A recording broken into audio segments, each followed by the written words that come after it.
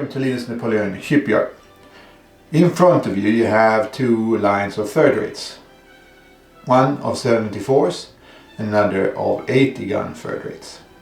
And that is going to be the subject of today's video. The difference and why weren't all ships, since there were 80s and more guns should be better, right? So why weren't all two-deckers in the line of battle in the Napoleonic Wars for 80s? So that's what I wanted to find out, and that's what this video is about. The ships that are lined up here is what is left of my third rate, so over time I've just phased out most of my older third rates since they're serving in other people's navies. At some point I'm going to get back into it and build up my third rate line of battle.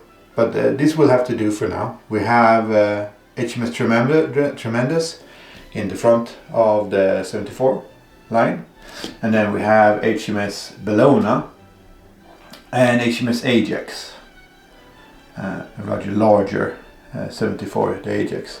Then you have the Foudroyant 80 gun in the front on the second line, and then you have HMS Gibraltar and HMS Norge, which were captures. So one was captured from the Spanish and another from the Danes. So basically we're going to answer this question. Was it because the 80s were bad?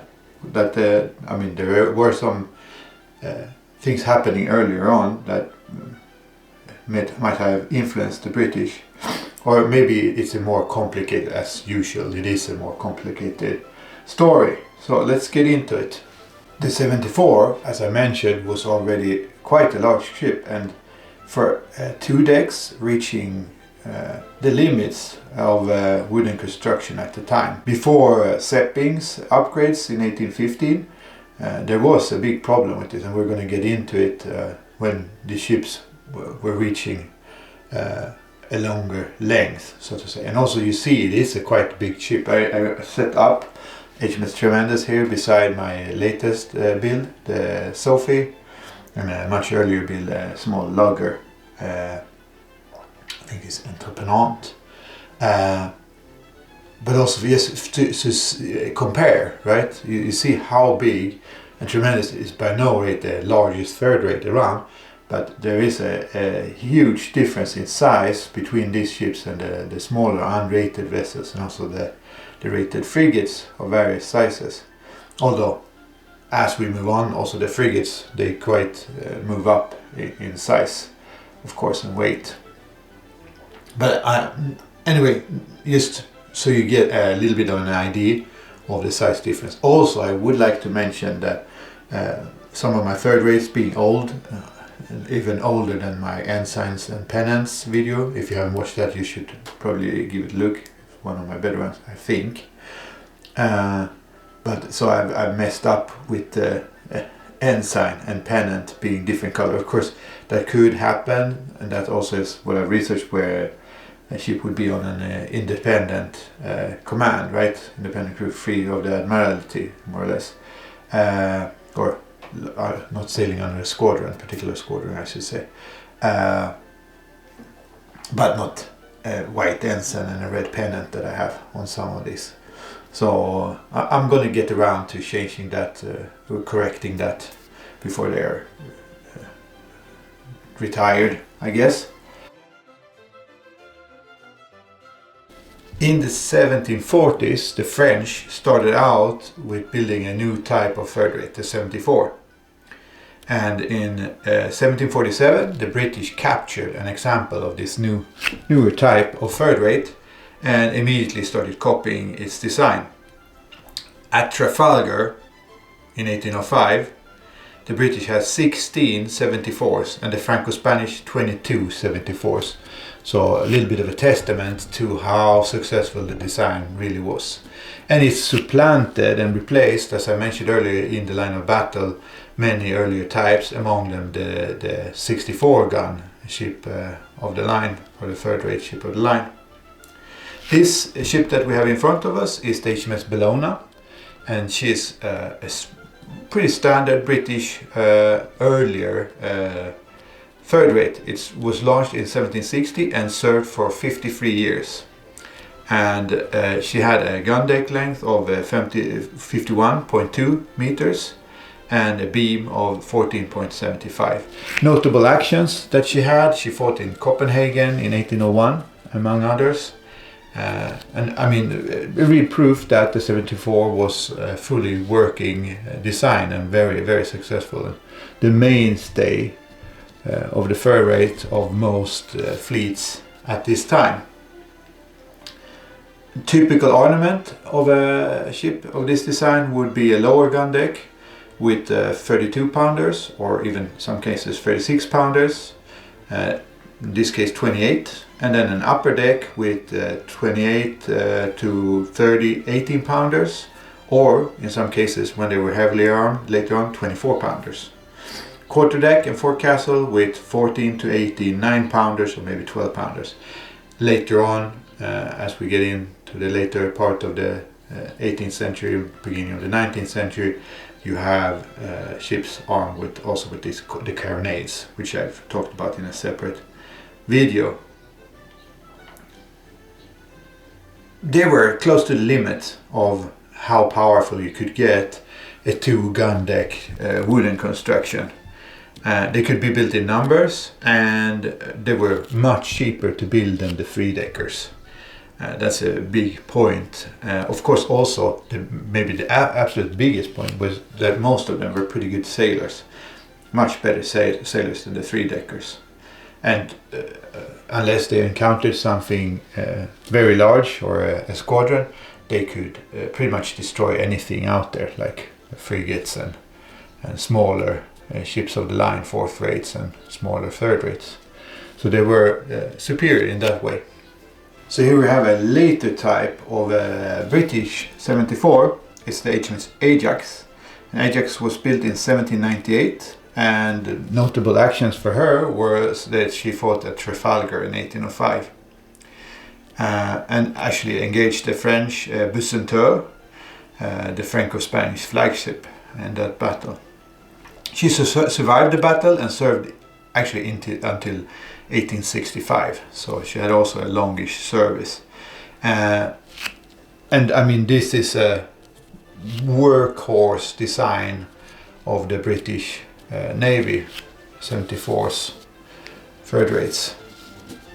So this is how they would, and it's a larger design than the earlier Bellona. I mean, the hull is longer. The ornament was 28 32 pounders, 30 18 pounders, 12 9 pounders, and then a forecastle with 2 9 pounders, and then also it had 6 32 pounder carronades for close action work, so to say. As you can see here, this is an example of why I've gone away from rigging my ships with thread, because over time thread will slacken a bit, especially this white thread I used for the running rigging early on, and this is quite an early work by me, by the way. I mean, this is not my standard nowadays. I still like the hull and everything, the work I did on the hull, but the rigging is not how I would like it. I might go back on this one if I'm keeping it, and then I might redo the rigging to get it more up to standard. So another one of the 74s, and this is in between the two others, both in size and in when it was built. So this was built in 1784, and it's HMS Tremendous. Her notable actions was she fought in the glorious 1st of June 1794, and she also did quite a bit of work in the Baltic, so North Sea and Baltic operations. She was a very reliable ship. I mean, she served for some 40 years as well, and was a very trusted ship, known for being a very good sailor. And the 74s, I mean, there were hundreds of these ships built over 70 years. So that's a little bit of how successful the design was. And as I mentioned earlier, they formed the backbone of every major navy during the Revolutionary Wars and the Napoleonic Wars, and also later on. So you take a 70 fur, and then you add 1 gun port per side, lengthening the hull from maybe about 50 to 55 meters to about 57 to 58 meters. More guns on the lower deck, upper deck, and the quarterdeck. I mean, it sounds perfect. So why wasn't it done extensively? Is because of a couple of different reasons. So one of the reasons that the British encountered earlier on was hogging, and hogging is where a wooden hull would flex, and the 74s, they were already quite long, and making it longer would increase the risk that the ends would droop, so the stern and the bow would droop, and this was called hogging, because the less buoyant ends sags relative to the midship, and this would weaken the structure of the ship. And of course the British, they were always having the ships on these blockades and longer service, prolonged service in the Napoleonic Wars, so that would probably be a consideration. But it's also the fact that the British learned it the hard way. In the 1690s, the British tried building a couple of 2-decked 80 gunners, but they had horrible or really bad problems with hogging on these, and then had to be rebuilt to 3-deckers, and those 3-deckers on top of it was probably one of the more criticized ship types of their day, so not a very lucky thing. And I think this also is seared into the institutional memory of the British Navy.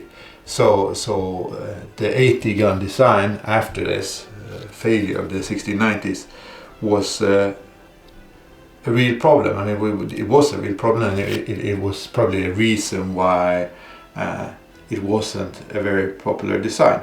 However, there were successful ships, and in front of us we have the HMS Foudroyant, and I'm going to show a close-up, but I'm very happy with this bow figure that I made myself. A little bit too large, it's a little gamey, but it's pretty close to the actual figurehead of the historical HMS Foudroyant. And the Foudroyant, it was built in 1798 and was an 80 gun third-rate ship of the line, and of course also Nelson's flagship from June of 1799 to June of 1800. Also Lord Keith chose her as the Mediterranean Fleet's flagship. And so why would Nelson and Keith choose a ship of the type that was supposedly not working? Well, this one did work, and some of them were known as pretty decent sailors. Many were not, but the Foudroyant was a good ship. She had a lower deck of 30 32-pounders, an upper deck of 32 18-pounders, quarter deck 14 9-pounders, a forecastle with 4 9-pounders, and then also she carried a whole bunch of carronades, 32-pounders. So larger size meant heavier ornament, and also she had a sturdy construction, so she could withstand the gales in the Biscay Bay there.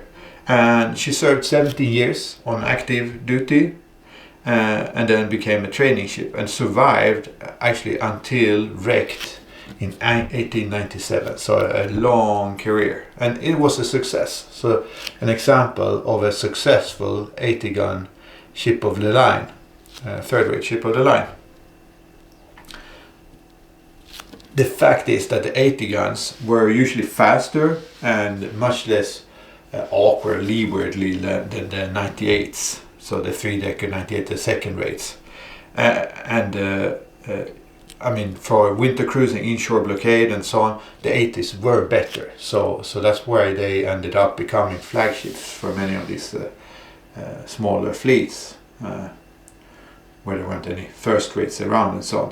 So all round a better ship than the 98 gun second rate ship of the line.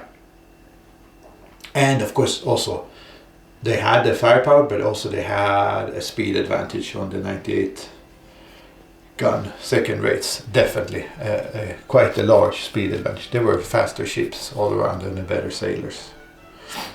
So the Foudroyant, a good example of a British 80 gun ship of the line.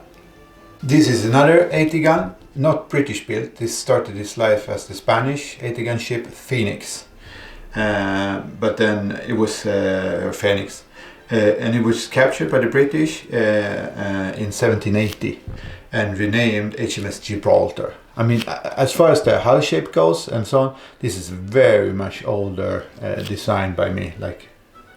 But I think the color choice and also the way that Turner Miniature did this hull, I really like the shape of it. I mean, it's more like Spanish lines.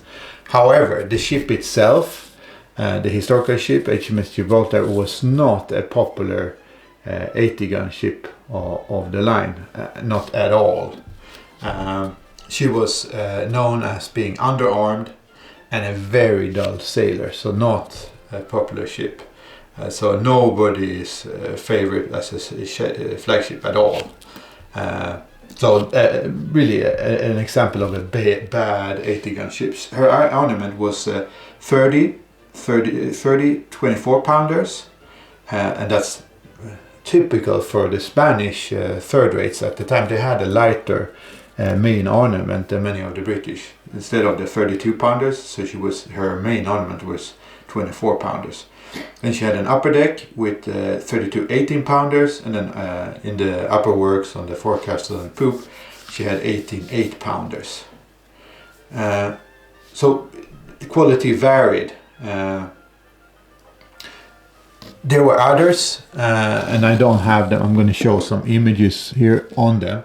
But we have the Sanspareil. Sanspareil was a French ship, and it was captured by the British in 1794. And she was known as one of the finest ships ever built in France. And her lower deck had 36 pounders. So that's a very heavy ornament, so even heavier than the 32 pounders. An upper deck with 32 18 pounders, and then on the quarter deck and forecastle she had 18 8 pounders. Another very successful ship was the HMS Caesar. That was also an ex-French ship, and she served as the flagship for multiple admirals. And she had a standard French 80 gun armament with 36 pounders on the lower deck. Also HMS Canopus, and that is also another French, originally French 80 gun design. So a couple of very successful examples of 80 gun ships. So they were around, but by no means in the numbers that the 74s were. Of course, the 74s were by far the most common type. So this is HMS Norge, another 80 gun ship, but this is Danish built. So this is a completely different design concept. Very interesting ship. She was captured in 1807, and she served in the Royal Navy between 1808 and 1814. It proved useful, and it was a prize. And usually the British use what they captured. Things that stick out on this design, and I show it on a picture, is, and I've talked about this before, like I guess the Danish captains didn't need such a large stern gallery. The stern gallery is tiny compared to both British and French ships on this HMS Norge. She had a pretty cool paintwork as well. In the historical, only reference I found is a historical painting where she had this little bit thinner baby puke or lighter streak in the middle. This is her in her British service as well. Tried to do the figurehead as well. It's again a little bit too large, a little bit too gamey, but a good example of another captured 80 gun and quite successful 80 gun ship design. So there were some good ones, and there were also some pretty bad ones. And of course, why maybe the British didn't build more of them might be the fact that, well, let's get into the facts. So maybe the main reason, these are, of course, some of this is I've read around and collected sources and so on, but I have 4 reasons why maybe there weren't more 80 gun ships in the in British line of ships. And number 1 was probably the structural concerns for the British requirements. So French and Spanish, they had much more shorter sorties from port, while the British ships would spend months and months on blockade duty. So it could be same ship design, an 80 gun, but different types of stress. So the British ships were stressed a lot more and needed to be built maybe a different way to be able to stand the exposure to these stresses. So there was a little bit of weakness with this longer haul, possibly. Maybe not for all of them, as I've talked about, but a possible reason could be this. Of course, also the institutional memory. The 1690s disaster was never really forgotten, and so once burned, twice shy, right? So they remember the failure of those earlier 80 guns that had to be converted into this really failed 3-deckers. So another reason maybe why, I mean, and this happens all the time in history, where something that might have been sound is ruled out because of some earlier failure. So that's another reason. And then also the third fact, I think, is that the 74s were good enough. They did a really good job, the 74s, so why risk it? Large 74s often served as flagships anyway. So why mess around and make a larger ship with some additional gun ports and greater firepower when there was also already perfectly good and in many cases excellent sailors among the 74s? And of course the fourth reason is when you really needed more firepower, then you'd build a 3-decker. So then you have those. The 98s or the 90s is better examples, worse examples, because they had a lot of, they didn't have enough firepower, I feel, for the disadvantages of the awkward sailing that they were, most of them were known for, and also for the slowness. But of course you'd have the first rates, like if you think it's Santissima Trinidad or Ocean or HMS Caledonia or Victory for that matter, there you have a very large ship with a strong firepower, a first rate. So maybe that would be another way to go. Of course, the thing is, if we compare firepower, so if we have a French, and the French, of course the French 80 gun ships were very heavily armed, that's a fact. So they had a lower deck, like I mentioned before, of these 36 pounder guns, an upper deck of these 32 18 pounders, and then the upper works, they had these 8 pounders. And of course, if it was captured, and in British and also the French, they had these obusiers, right? So type of carronade as well. So significantly more broadside weight than your average 74, which had a lower deck of maybe 28, 32 pounders, so not 36s. And then on the pretty similar upper deck with 30, 18 pounders compared to the 32. And then a little bit fewer 9 pounders or 8 pounders on the upper deck. So there is a heavier caliber possible on this, or used on this French 80 gun third rates. So compared to the typical British 74, much more firepower. Of course, if we compare that to the Spanish, like we looked at the earlier Phoenix or the HMS Gibraltar, then you would move the lower deck down to a poundage of 24 pounders, right? And this was a problem for a lot of the Spanish third rates. They were like undergunned, like they had a lighter caliber. And we're actually showing this quite well in our latest house rules for Black Sea. So if you haven't taken a look at that, maybe you take a look at it, because we've included that quite well. Of course, also balanced them so that the cost is lower of a Spanish third rate, but on an average the Spanish third rates had lighter armament, and that's reflected. A British 98 gun 3-decker, so second rate,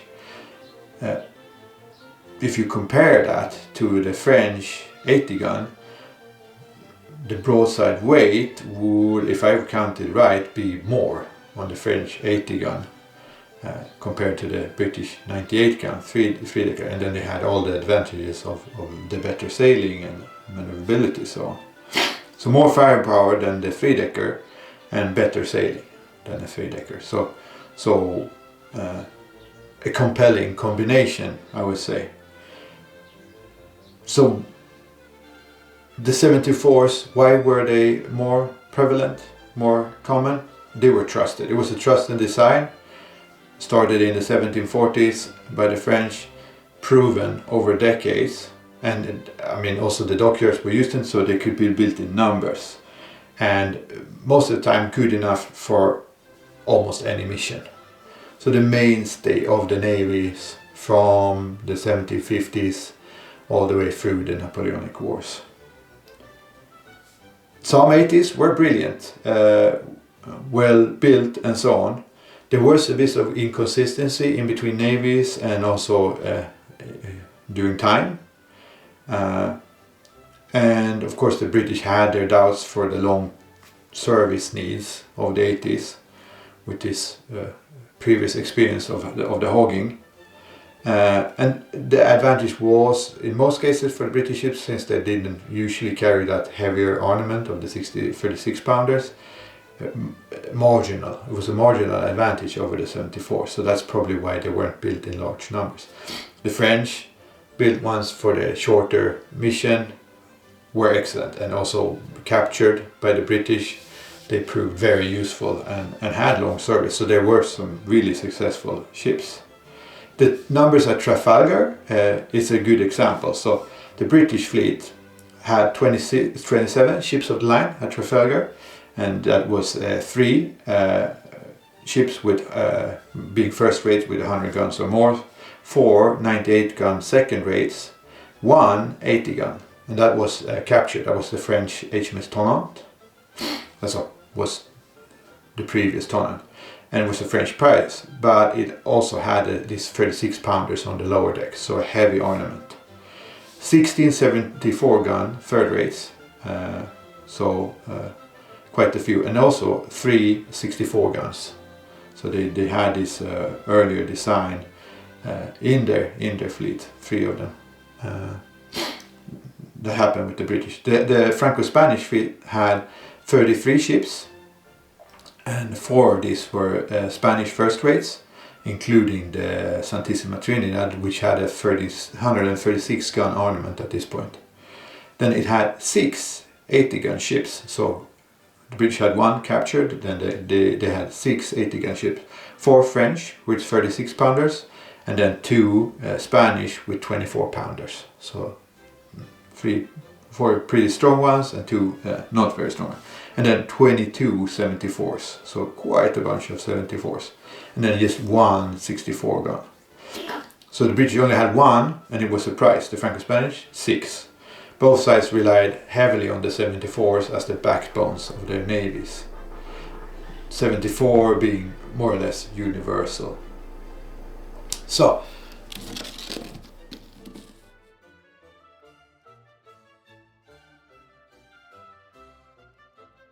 maybe I'm trying to conclude this.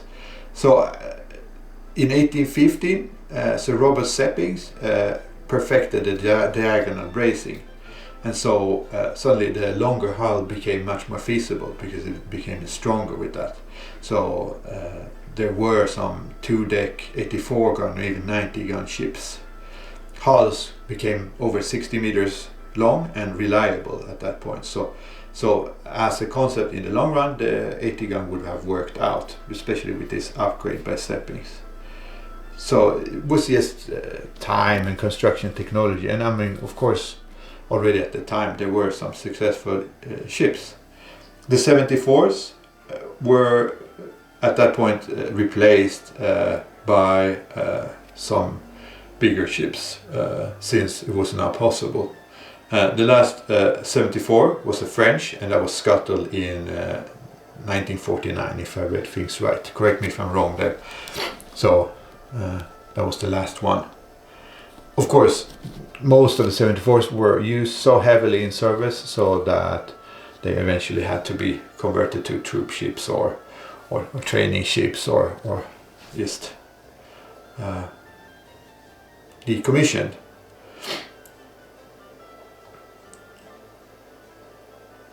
The 74, perfect ship for its time, 50 to 55 meters, approaching the maximum length of a wooden ship at its time. Very powerful broadside, enough to destroy most opponents, especially out of the line.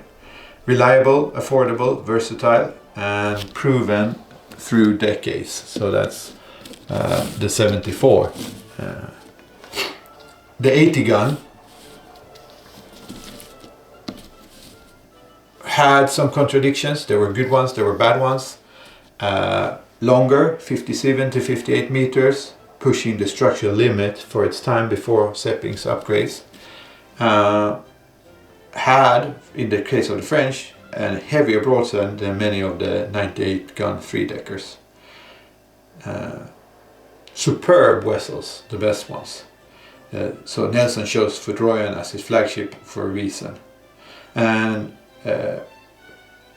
some cases faster than many of the 74s, some of the 74s, and of course much faster than the three-deckers. The British had 32 pounders, the French under 80 gun had some 36 pounders, the Spanish the 24 pounders. So I guess they were both useful ships, but the 74, for various reasons as I discussed, became the dominant ship, the one that the navies used. So, but of course naval history, it's not just simple, you can just go straight through, and that's at my first read through, because I had a read through of an old article that talked about that hogging, and I thought that might be the main reason for these ships not being that popular, because it's much more complex than that. And I had a short conversation with a friend in the States, and he talked about that they were also known for not being so good sailors, probably thinking about Gibraltar and its ilk. But of course it's complex. There's many different reasons why the 74 was much more common than the 80 gun. If you have a chance, you're building your fleet for Black Seas or whatever, maybe include a little bit of variation. If you're having a French fleet, definitely you should have a couple of more 80 gun third rates probably. Also in the Spanish fleet, if you're building a Spanish fleet and you're using the house rules, think about maybe having more of them, or having a couple of more. Of course the Spanish had quite a few of those really nice first rates, the 112 gun first rates, so maybe add in some of those to because of the lighter ornament of your 74s, if you're using our house rules, which is, I mean, we're trying to get as close to history as we can, right? So historically they had a lighter broadside weight, so they should have it. So that's all for this one. I hope this didn't turn out too long for you guys. I know most of you probably won't watch the whole thing, just watch sections. I mean, I do the same when I watch videos on YouTube.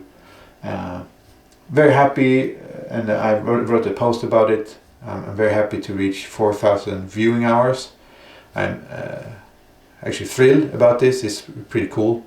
And of course I have you guys to thank for it, because you've followed my channel, some of you for a very long time, and you've watched my content, and I hope I can keep it interesting. I mean, I go as usual, something interests me, I'm working on something or so on.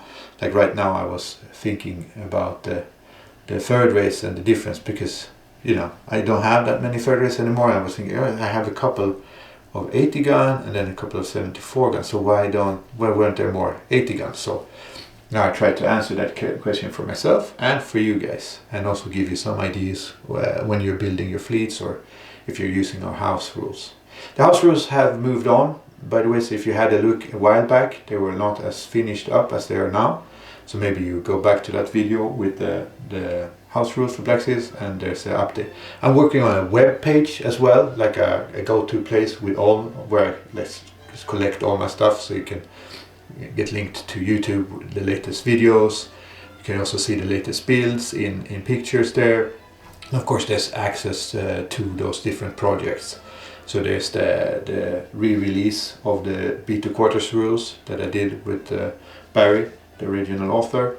So you can download those entire rules for free. And also there's the companion app, which I have updated as well recently. So it's a better version of the companion app, and that will help you run through the games a little quicker if you would like, or if you don't feel like counting too much math or rolling too many dice, then that's a good way to go. It tracks everything, and it also has quite a comprehensive log now, so you can after the fact look through your entire battle and get quite a detailed log. Any feedback on any of that stuff, please go ahead and let me know, because you know I'm always trying to improve it. And then of course together with James Sticks, who had the original idea with this additional caliber or dice for the guns for Black Seas, he's actually joined me in this project, so he's working on it as well. And it's the project with this Black Seas house rules and this historical ship. I think we're up to close to 600 historical ships that you can pick from. Of course you can make your own ships as well. And then there's this printable ship cards, different types of ship cards, more or less your standard ship cards that you can use in like these wooden frames, like from Battle Kiwi and so on. So that looks a lot more like a classical Black Seas card.